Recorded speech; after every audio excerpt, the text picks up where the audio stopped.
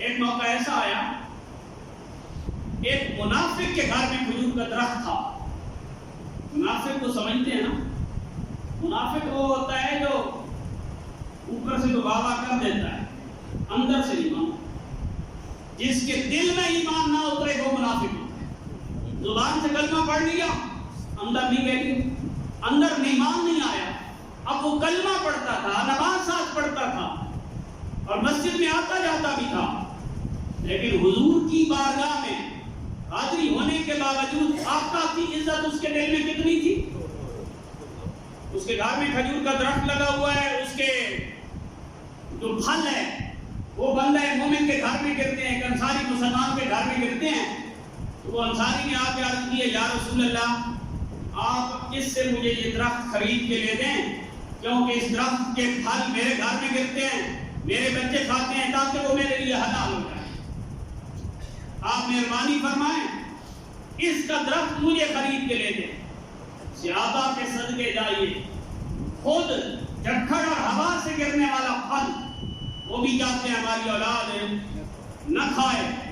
آج ہم سود، رشوت، حرام خوری کی انتہاؤں کو پہنچ جاتے ہیں اور پھر کہتے ہیں ہماری اولاد ولی اللہ بن جائے. ہر قسم کی حرام کی خوراک گھروں میں لا کے جب رکھ دیتے ہیں اور پھر ہم یہ سمجھتے ہیں کہ ہماری اولاد نیک اور صالح بن جائے. نیک اور صالح تب ہی بنے گی جب خوراک حلال کیا ہے. انصاری نے عرض کیا، یا رسول اللہ مجھے اس سے درخت خرید دیجیے. میرے آقا کریم صلی اللہ علیہ وآلہ وسلم کا دل خوش ہو گیا، میرے صحابی کا کتنا تقویٰ ہے. حضور نے اس منافق کو بلایا، ظاہری کلمہ پڑھتا ہے، اپنے آپ کو مسلمان کہتا ہے، لیکن حضور سے تو چھپا ہوا نہیں ہے. حضور تو دلوں کے ارادوں سے بھی واقف ہے. میرے کریم نے بلایا، فرمایا یہ درخت تو بیچ دے اس انصاری کے، کیونکہ اس کے گھر میں پھل گرتا ہے، اس کے بچے کھاتے ہیں، ان کا رزق حلال ہو جائے گا، تو بیچ دے. اس نے کہا جی نہیں، میں نہیں بیچوں گا. انکار کر دیا. حضور کے ذات، حضور کے ہاتھ کی اوپر سودا کرنا گوارا نہ کیا، اپنے ذات کی قیمت بھی نہیں لی، اس لیے کہ اس طرح کا پڑوسی کو تکلیف تو ہے نا، اسے ذہنی ٹینشن تو ہے نا، اسے پریشانی تو ہے نا. لہذا اس ٹینشن میں رکھنے کے لیے اس منافق نے اپنا طریقہ ہی اپنایا، نے نہیں بیچا. سیدنا عثمان غنی رضی اللہ تعالیٰ عنہ تک یہ بات پہنچی. آقا کریم صلی اللہ علیہ وآلہ وسلم نے اس بندے سے درخت لینے کی خواہش ظاہر کی ہے، لیکن اس نے انکار کر دیا ہے، نہیں بیچا. حضرت عثمان غنی تک جب یہ بات پہنچی، عثمان غنی رضی اللہ تعالیٰ عنہ مدینے کے باغوں میں گھومنے لگے. ایک بہت بڑا باغ خریدا. باغ خریدنے کے بعد اس منافق کے پاس آئے اور آ کے فرمایا وہ اتنا بڑا باغ تو نے دیکھا ہے؟ اس نے کہا جی دیکھا ہے. عثمان غنی نے فرمایا وہ باغ تیرا، یہ درخت میرا، وہ پورا باغ تو لے لے، یہ ایک درخت مجھے دے دے. منافق نے سمجھا بڑا کام ہو گیا ہے، ایک درخت کے بدلے میں پورا باغ میرا ہے. وہ خوش ہو گیا. جب وہ خوش ہو گیا اس نے ایک درخت سیدنا عثمان غنی رضی اللہ تعالیٰ عنہ آپ کو دے دیا.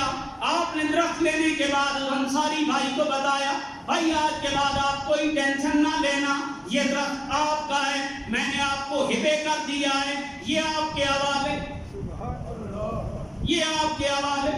اس انصاری صحابی نے خوش ہو کے حضور کی بارگاہ میں عرض کیا، یا رسول اللہ عثمان نے بڑا کام کر دیا. میرے قریب نے عثمان کو بلایا، عثمان تم نے کیا کیا ہے؟ یا رسول اللہ مجھے پتہ چلا اس خبیث انسان نے آپ کے ہاتھ پہ درخت نہیں بیچا. اس دن سے میرا دل دکھی تھا، میں سوچتا رہا کس طرح یہ آپ کی خواہش پوری کروں. آخرکار میں نے یہ پورا باغ خریدا اس کی لالچی طبیعت کے مطابق. وہ خریدنے کے بعد وہ باغ اسے دیا، یہ ایک درخت اس سے لے لیا. میرے آقا کریم نے اپنے اس غلام کی جب یہ کیفیت دیکھی، اللہ کریم کی بارگاہ میں حضور نے ہاتھ اٹھائے، رب کی بارگاہ میں میرے کریم نے دعا کی، اللہم انی رضیت عن عثمان فرد عنہ. اے باری تعالیٰ میں عثمان سے راضی ہوں، تو بھی عثمان سے راضی ہو جا. نعرہ تکبیر، نعرہ رسالت، نعرہ تحقیق، نعرہ حیدری، نعرہ ختم نبوت، نعرہ نبوت